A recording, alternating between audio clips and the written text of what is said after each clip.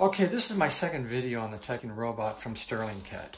My first video, and I'll put a link down in the descriptions, I did a brief overview of the parts of the build, the instructions, one or two stages of the build, ending showing the robot moving around, singing and dancing and playing music. Now in this video, I'm going to be a little bit more focused on some of the parts and assembly, pointing out areas that need special attention and some of the tricks I've learned along the way after building about 5 of these for some of the kids in the neighborhood. I hope you find this video helpful, so without much more to say, let's get to it. Okay, on this stage of the build, we're only at the very beginning. We're going to be putting together the right hand motor assembly. This causes the robot to move forward, backward, left, and right, and this is one of the assemblies. One of the parts here that they point out, this part here, they specifically instruct that we do it boss side down. So if you look at the part very carefully, you'll notice that there is a raised section here and there is a flat section. So you want to make sure that the raised section goes on the part, and the way we're going to put this on is we turn it around the way it should, showing it like it is in the picture, and with it boss side down, we'll be putting it on like this, just like that, and then we'll be securing it in with some screws.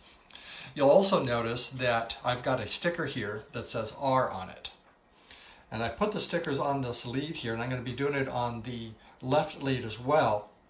This will help you out later on in the build when you have to connect this lead to a port on the board, on the circuit board. And when we come to that, you'll see the importance or the helpful hint that this can play in for you. The other areas that you want to also pay attention to in the instructions, and I'll move the instructions here a little bit closer, and we'll zoom in, you'll notice that there is an eye droplet right here. And there's also another one here. This is indicating that we need to oil these parts where they're asking us to oil. And you'll also notice that there's another oiling on the gears here in this section here. So we have to put oil on these gears. Okay? So I put oil, just a little bit of oil, on these gears right here. Okay? Now, a lot of people use the 3-in-1 oil, and I was using 3-in-1 oil in the very beginning, but I have actually now changed to this grease here, and I'll put a link in the descriptions and where you can get it. I got this off of Amazon, and it's a little tiny container. It's totally filled with grease. Okay? It'll probably last you hundreds and hundreds of builds. I'm going to be using this on my die-cast model build-ups for anything that has gears in it, like rolling the windows down or the driving assembly or steering assembly. So anything that has metal gears, I'm going to be using this grease to help move those gears a lot easier. Now, you can use 3-in-1 oil if you want, but I am going to be starting to use this. So far, I've used it on 2 other robots on the gears, and it's worked out perfectly. But you can use 3-in-1 oil if that's your oil of choice. So that's my tip on this. Okay, this is where we're at right now. We've already completed the left and right motor assemblies here, and this is how your part should look like. This is on the left. You can see that I've got the L on here, and this is how the part should be looking. Move these parts all out of the way here. This is how your part should be looking now. Okay, this lead coming up here, the orientation, and then the same as well as on the right. You can see the R right here, and the orientation on this should be again in this direction here. Okay, away from these large posts. And you'll notice that down here, again, these large posts down here, the wires are going up. And put those aside. And now we're at the stage where we're going to be completing the assembly of the lights here, the eyes. And this is the assembly here of all the circuit boards, and they come pre-assembled partially.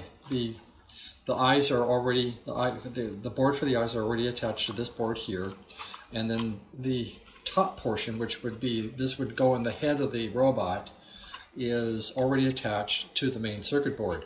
You are going to have to remove this board here, which I'll do right now, Okay, put that aside because we're going to be assembling that. But you are also going to have to remove this from this board here. Now this is very difficult. It's in there really, really tight. So take your time. Just don't yank this like this, because you'll have a tendency, or could actually remove or tear apart or tear away these wires from the circuit or from the plug. So you want to be very careful. You may want to get a screwdriver or something thin to slowly remove this plug from the board. Okay, so that's what I'm going to do now off camera. Okay, so I got the board removed here. Now this was very difficult to do. This took me almost about 10 minutes, 15 minutes to actually remove this from this port right here. It is a very, very tight fit. Take your time to remove it. You may need a very small flat nose screwdriver. This is what I used a little bit right here. This is a very small flathead screwdriver. You can also use anything that's flat. Pair of tweezers. I also was using this here as well. It is a very tight fit, so take your time. Now during the removal of this part here fell off the board. I don't know if you can see it, but this part here fell off the board. And it's held by these two screws here underneath. And luckily I had another robot that I have to put together, so I found out and confirmed the correct orientation of this part. If yours falls out as well, you want to make sure that the screw side faces outward, faces this edge. And then just get a couple of 72 screws, and you should have some extra ones in your kit if you happen to lose them while you're removing this board, or maybe yours came loose and it fell off in the bag that this part comes in. So when you're removing this part from the bag, and it comes in a plastic bag like this, you want to make sure that there's no loose screws or loose parts in it when you're taking these parts out. Otherwise, it may come into a problem like I did. I'm not sure what this part does, but it does seem to move these, activate these buttons underneath. You can hear the click. I don't know if you can hear that click or not. So apparently, for however this works, this is just a plastic piece all by itself, and it's held in by these two screws. So if this part here falls off, or it actually is not attached securely to your board, make sure that it is, and just use these two screws that come with your kit. Okay, so that's the tip that I have for you on this, and I'm going to continue assembling the eyes and moving forward onto the build. The other thing I want to point out, and I almost forgot, this is an SD card. This card here is what you can download sounds and music to. The build does come with the USB adapter that you can plug this into, and then plug it into your computer and download whatever sounds and music that you want the robot to play. When it's pre-packaged so that it actually fits into the slot here, sometimes this will become loose and engaged or disengaged while you're working with these parts. So my advice is to remove this as soon as you start to work with these boards. Remove this and put it into a safe place so you don't lose it. In mine, it actually was floating free in the bag. Okay, so that's just another tip. As soon as you open this bag and start working with these boards, take that card out and only put it back in when you're done with the build. And I'll be showing you that later on as we get to that stage. Okay, now I'm at the stage where we're going to be doing the rear cover main assembly. Now, I've already got mine assembled, as you can see.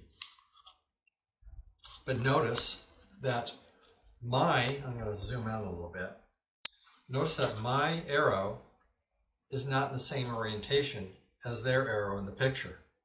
My arrow is misprinted. Okay, the arrow should be pointing down toward these lines right here. I don't know if you can see that in the camera. These lines right here, the arrow should be pointing to the lines right here. And on the picture, that's what it should be. But my arrow is pointing in the wrong direction. It's a misprint. So when you come over to this part of the assembly, and you're trying to assemble this part, the holes are not going to match if you're trying to match this orientation with the arrow going in the wrong direction. So for me, I have to turn mine around, and my holes now line up. It's these outside holes here that have to line up to this hole, these holes here, okay? And I couldn't understand why mine weren't, because when I was doing it this way, nothing was lining up. So that's the first time that's ever happened to me, but if it happened to you, make sure that you just double check your orientations, make sure that the parts are fitting correctly. In my case, I have to turn mine around this way and then assemble my part, okay? And you'll notice too, see how this is a flat edge right here, and that's the flat edge here. It's not going on the rounded edge, okay? It's going on the flat edge. And that's why these parts now fit perfectly. Okay, on with the build. Okay, now we're going to get to the fun part, or one of the fun parts of this build, and that is that we have to connect all these wires to the circuit board and put them in the right ports. The problem is that the instructions are in Chinese. Okay, so for me it was impossible to follow this, but they do have in the beginning of the manual a schematic right here that lays out where everything should go on the board. There is also a YouTube channel, it's named The World of Wayne, that does a really good visual on connecting all the right ports, or the plugs to the right ports on this board. And that was the video that I follow when I'm putting this together, just to make sure, even though I've done 5 of them, I still go through that to make sure I got everything right. Now remember, I put L and I put an R, where's the R? Right here, on my LEDs, or excuse me, on my cables. So that when I'm putting the board, when I'm matching the board up, I put the right cable immediately. I can identify immediately, very easily, which is left and which is right, so I can put it in the right ports of this board. I'll put a link to the World of Wayne channel and his video on how to put this together correctly on the board, but I'm going to go ahead and connect all these off camera, and then I'll come back and show you what it looks like. Okay, so now this is where we should be at this stage. All these wires, it's a mess of wires down in there. It's pretty well compact, and which is why I like having these labels. See, I can identify that really quickly as the right, and here's the left.